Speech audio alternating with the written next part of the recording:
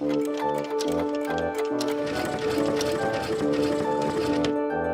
time compass.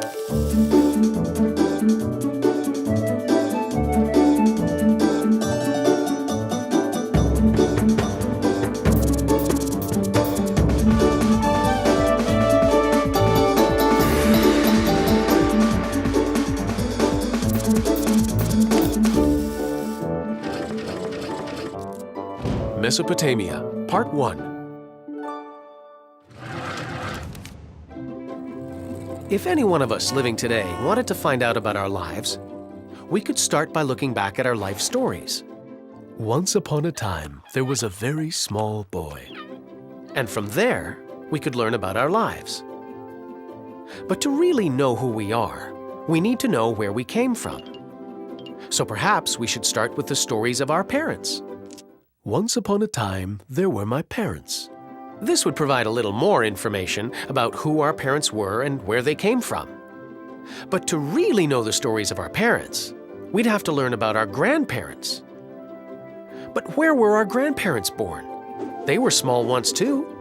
So really the story should be about our great-grandparents, or great-great-grandparents, or great-great-great-great-great-grandparents. Once upon a time, at the beginning of history. Okay, so let's really start at the beginning.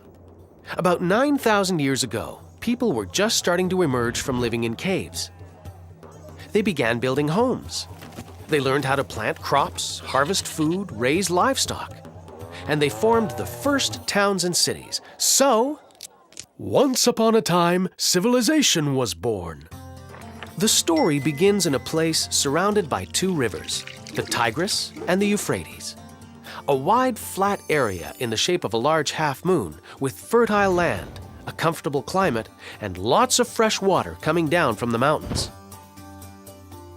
This place was called Mesopotamia, which in Greek means the land between two rivers. Today, these two rivers can be found flowing through the countries of Turkey, Syria, and Iraq, and emptying into the Persian Gulf. From nomads to settlers. A group of nomads reached Mesopotamia around 6000 BC. And there they learned to plant seeds and harvest crops.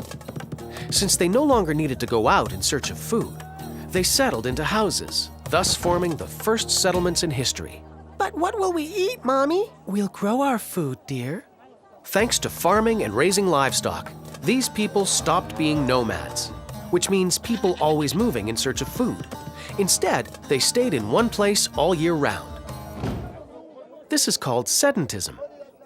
The settled life benefited these peoples in other ways too. They began dividing up work and creating new and different goods. This is how the first trades began, such as builder, baker, shoemaker, and farmer, amongst many others. And there were also those who dedicated themselves to governing and protecting their people. In other words, soldiers and rulers. This new structure gave people more time to pray. And so they constructed the first temples. And the first priests came into being. News of the successful settlements in Mesopotamia was spread far and wide. And other people came from different regions to settle the land. The most important of these settlers were the Sumerians. Between the years 4000 and 2400 BC, the Sumerians built various cities, such as Uruk, Ur, Amma, Nippur, and Lagash. The Sumerians also invented the first form of writing. Because of this, today we consider the Sumerians to be the oldest civilization in the world. The driving force of history. Okay, now we have some fertile land, farming of crops and livestock, cities, a government, an army, and priests. Wow! So with all this, we can say we have a society here. So is that it? Is that all there is to having a society? No, there were lots of things still to discover. You see, now that the Sumerians had perfected the techniques of stock breeding and farming, it wasn't long before they were producing more food than they needed. With all that food, The people had time to work on other things, like creating other goods. But soon they had more than they needed of that. So what did they do with all they had that was left over? They began to sell it to other peoples in exchange for money or other products that they didn't have. This became the principle of trade. Also, the Sumerians were the first people to use the wheel for transportation. This helped them to reach very distant lands with heavy loads of merchandise. The traders needed to count everything that they bought and sold, which is how the first forms of math were developed. The Sumerians counted using the phalanges of the fingers. Let's see how. 1, 2, 3, 4, 5, 6, 7, 8, 9, 10, 11, 12. That's right. Each time one hand was completed, a finger on the other hand was raised. A Sumerian could count up to 60 with his hands. This form of counting was called the sexagesimal system, and even though thousands of years have passed, we still use it today. For instance, we divide the hour into 60 minutes, a minute into 60 seconds, and the year into 12 months. The Iron Age. The development of trade created a lot of wealth, and the accumulation of this wealth created a lot of power. But trade was not the only way to obtain wealth and power. I'm not gonna trade for this money. I'm just gonna take it. Invading a territory and taking the wealth of others is how the first wars developed. Over the course of centuries, those peoples that had the best armies were the ones that could possess the greatest wealth. Powerful armies could take by force all that was within their reach, especially gold, silver, and other precious metals. These invaders also captured the inhabitants of the settlements they invaded, forcing them to work as slaves. One such invader was a king called Sargon, who led the people of Akkad. Under the command of their ambitious king, the Akkadians came down from the mountains in the north of Mesopotamia and by the year 2370 BC, managed to conquer all the Sumerian cities. And so it was that Sargon was the first king in history to create an empire. I win! I'm the greatest!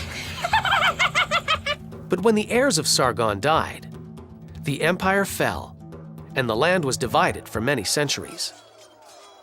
Until the Assyrians came along. They formed an incredibly powerful army around 1000 BC and managed to conquer and control the entire region. The Assyrians had amazing war chariots and an army of both infantry and cavalry. But their greatest advantage was when they learned to make weapons out of iron, which were stronger and harder than everyone else's bronze weapons. And this gave the Assyrians a huge advantage. Let's dig a little deeper with our time compass and find out about the history of tools. Homo habilis, which means skillful man, appeared in Africa about 2 million years ago. This ancestor to humans was the first to make tools from sticks and stones. This was the beginning of the Stone Age. 1 million years later, Homo habilis had evolved into Homo erectus, which means upright man. Homo erectus made better tools, built simple shelters, and learned how to use fire. Just 15,000 years ago, bows and arrows were used for the first time, with points made of bone or stone. Then the first tools and weapons made of metal were made in Mesopotamia about 7,000 years ago. These were made from the soft metal called copper. About 5,000 years ago, the inhabitants of Mesopotamia discovered that if they melted copper in ovens and mixed it with another soft metal called tin, they could make a much stronger metal. Ladies and gentlemen, this was the beginning of the Bronze Age. But it doesn't end there, because there's another very strong metal called iron. This metal needs very high temperatures in order to make it into anything. And nobody at that time knew how to do this. Eventually, people figured out a technique to melt iron about 3,000 years ago. And with this discovery, stronger weapons and more efficient tools were made. The Iron Age had arrived. Coming up in the next episode, Mesopotamia Part 2. Of all the cities I've visited in Mesopotamia, the most famous and strongest is Babylon. The ancient city of Babylon was home to one of the 7 wonders of the ancient world.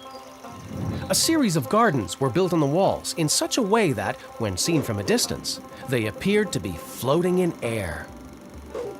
This wonder was called the Hanging Gardens of Babylon.